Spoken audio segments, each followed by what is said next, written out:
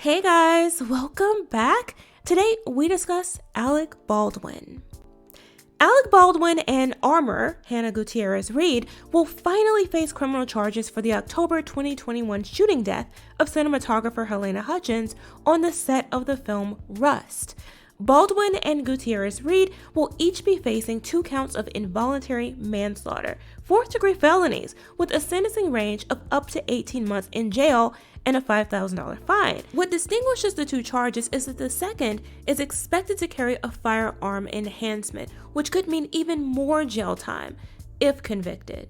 An actor doesn't get a free pass just because they're an actor, the prosecutor went on to say, and here is her explanation for why she's pursuing this case. There were live rounds on set. They were mixed in with regular dummy rounds. Nobody was checking those, or at least they weren't checking them consistently. And then they somehow got loaded into a gun, handed off to Alec Baldwin. He didn't check it. He didn't do any of the things that he was supposed to do to make sure that he was safe or that anyone around him was safe. And then he pointed the gun at Halyna Hutchins and he pulled the trigger. Alec Baldwin's lawyer responded, calling the charges a terrible miscarriage of justice.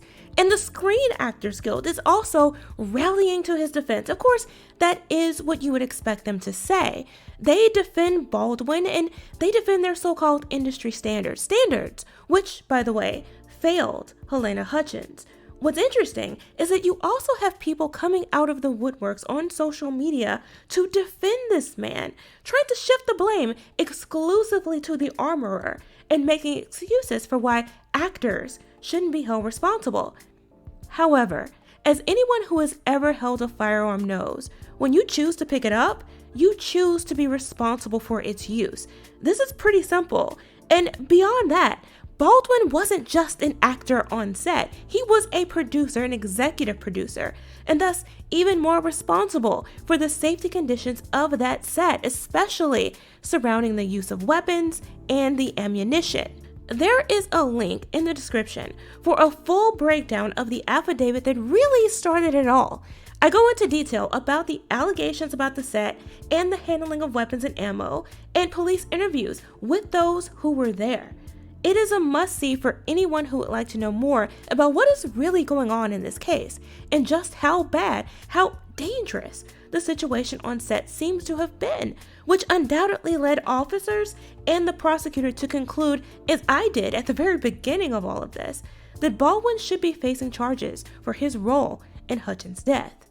Alec Baldwin's lawyers and industry insiders can try as they might to protect this man from accountability, but as the prosecutor has said, no one is above the law, and everyone deserves justice. So, what's next? Charges are expected to be formally filed by the end of the month, and we can expect Baldwin and Gutierrez-Reed to be arraigned shortly thereafter. That is, formally notified of the charges against them. This will be followed by the first pretrial hearing, and at some point, one of 3 things is going to happen. These charges are going to be dismissed, they will end in a plea deal, or they'll end in a trial. But hey, those are my thoughts. Let me know what you guys think in the comments below. Thanks for watching. Remember to like, comment, share, and subscribe, and I'll see you next time.